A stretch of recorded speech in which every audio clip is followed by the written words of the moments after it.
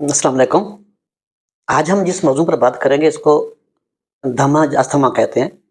कुछ लोगों को तो सारा साल ये मसला होता है, कुछ लोगों को सर्दी के सीज़न के साथ ही शुरू हो जाता है। इस वीडियो में हम दमे की वजूहात और इसका इलाज बताएँगे। कुछ लोगों को तो दमा सारा साल रहता है, कुछ लोगों को ख़ानदानी ये मसला होता है, जैसे बाप को था, वालिदैन को दमा का मसला था, तो उसके बाद बच्चों को शुरू हो गया। कुछ लोगों को ये सर्दी के सीज़न के साथ शुरू हो जाता है, स्पेशली शाम के वक़्त जब सर्दी शुरू होती है या सुबह-सुबह। आज हम बताएँगे कि किन-किन लोगों को होता है। ज़्यादातर ऐसे लोग इसका विक्टिम बनते हैं, जैसे जो कॉटन मिल्स हैं, धागे की मिलें हैं, तो जहाँ धागा बनता है कपड़े का, तो वहाँ मज़दूरों को ये मसला बनता है। जो ईंटों वाले भट्ठे हैं, जहाँ ईंटें बनती हैं, तो वहाँ मज़दूरों को भी ये मसला बन सकता है। ऐसे खाकरूब जो मास्क के बगैर झाड़ू वगैरह देते हैं, उनको मसला बन जाता है। कुछ लोगों को जब ये सर्दी का सीज़न शुरू हुआ है, साथ ही स्मॉग शुरू हुई है और साथ ही फसलों की बाकियात को जलाते हैं, तो ये पॉल्यूशन स्मॉग फ़ज़ा में शुरू हो जाती है, तो इसके साथ दमे का मसला शुरू हो जाता है। कुछ लोग घरों में परिंदे रख लेते हैं, पाल लेते हैं, जैसे छोटी चिड़ियाँ, छोटे तोते, पैरट वगैरह। बच्चों को शौक होता है तो वो घर में रिहायश वाले कमरों में रख लेते हैं, उनको भी ये मसला हो सकता है। कुछ लोग घरों में जानवर पेट्स रख लेते हैं, जैसे कैट्स, डॉग वगैरह, उनको भी मसला बन जाता है। तो अगर आपने या आपके बच्चों ने अ, घर में परिंदे रखने हैं, तो मेरा मशवरा है कि घर से दूर रखें। अगर आपने डॉग्स वगैरह या कैट वगैरह रखनी है, बिल्ली रखनी है, तो इनको भी अपने रिहायश वाले कमरे से दूर रखें और जब आप इनको खाना वगैरह डालने जाएँ इनको इनको कुछ चीज़ खाने के लिए दें या इनकी सफाई के लिए या इनको पानी देने के लिए जाएँ, तो पहले नंबर पे आपने मास्क ज़रूर लगाना, दूसरा आपने अपने हाथों पे दस्ताने ज़रूर इस्तेमाल करने। तो अगर इन चीज़ों पे अमल करोगे तो काफ़ी हद तक आप इन बीमारी से बच सकते हैं। दमा, अस्थमा साँस की नालियों में बलगम जम जाने की वजह से भी हो सकता है। साँस की नालियों के सिकुड़ने की वजह से भी हो सकता है। दमा साँस की नालियों में इरिटेशन पैदा हो जाने के लिए हो सकता है। अगर साँस की नाली में कोई वर्म आ जाए तो उससे भी दमा हो सकता है। दमा, अस्थमा किसी भी किस्म का हो, इसकी काज़िज़ कोई भी हों, इंशाअल्लाह इसका 100% इलाज मुमकिन है। आज मैं आप लोगों को 5 ऐसी जड़ी-बूटियाँ बताऊँगा, जिसको अप्लाई करके आप इस मौज़ी मर्ज़ से बच सकते हैं, बल्कि अपनी आने वाली नस्लों को भी बचा सकते हैं। नुस्ख़ा इस्तेमाल करने के साथ आप लोगों ने परहेज़ भी करना है।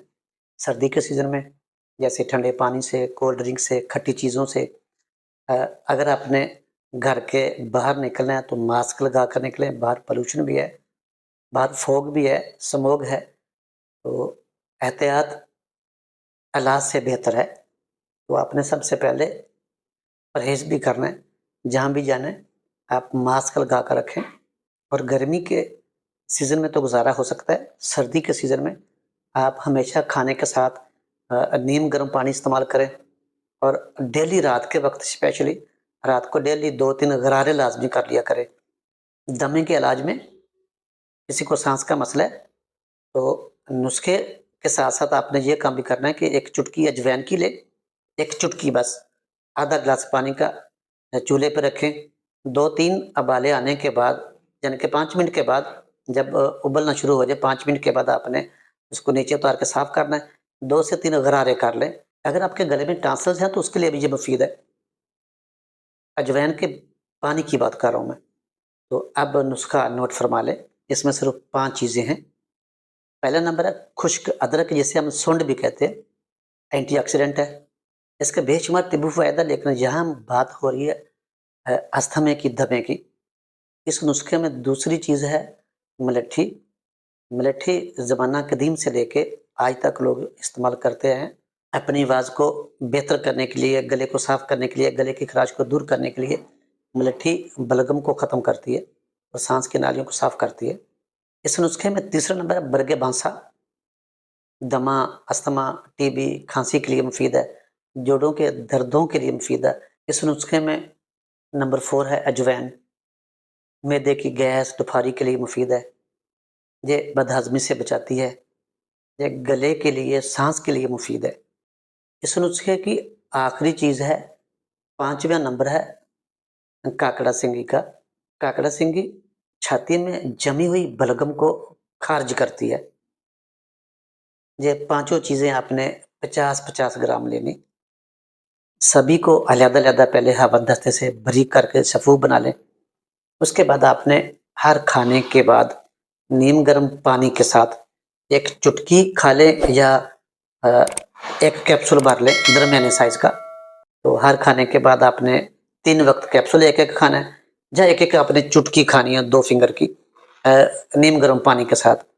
तो 2 से 3 हफ़्ते आपने रेगुलर इस्तेमाल करनी। इंशाअल्लाह जो आपको अस्थमा का मसला, साँस का मसला जो 100% ठीक हो जाएगा।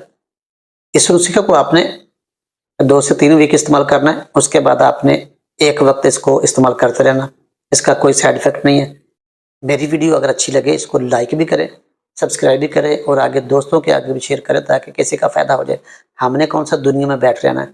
अगर आप लोग किसी को बताओगे उससे कोई फ़ायदा उठा लेगा तो उसका सवाब आप पे पहुँचता रहेगा। अपना ख़्याल रखिएगा। अल्लाह हाफ़िज़।